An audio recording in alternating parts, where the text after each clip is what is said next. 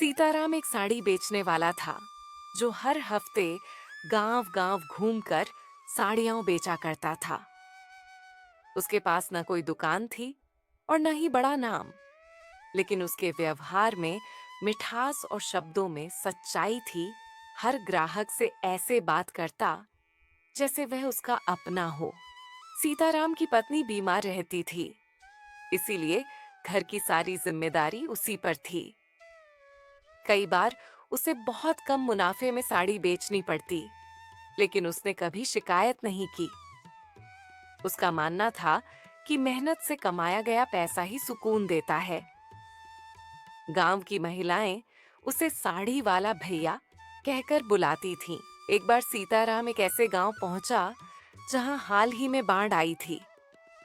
लोगों की हालत खराब थी, फिर भी वह अपनी साड़ियां लेकर गया, क्योंकि उसे लगा कि त्योहार पास है और महिलाओं को साड़ियों की जरूरत होगी। वहां एक गरीब महिला आई जो अपनी बेटी की शादी के लिए साड़ी देख रही थी। उसकी आंखों में चिंता साफ झलक रही थी। उसने एक सुंदर साड़ी पसंद की, लेकिन जब कीमत सुनी तो उदास हो गई। उसने कहा कि उसके पास इतने पैसे नहीं हैं। सीताराम ने कुछ देर सोचा और फिर उस महिला से कहा, बहन, तुम ये साड़ी ले जाओ, जितने पैसे हैं उतने दे दो। महिला की आंखों में आंसू आ गए।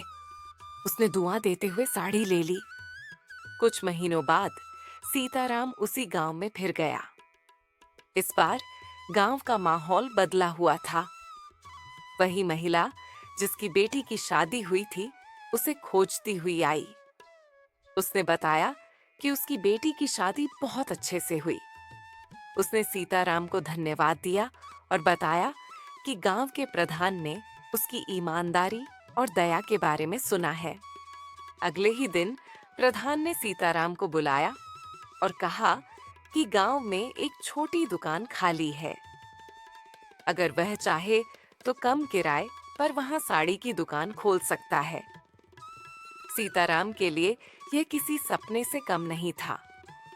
उसने मेहनत और ईमानदारी से दुकान चलाई और धीरे धीरे उसका व्यापार बढ़ने लगा।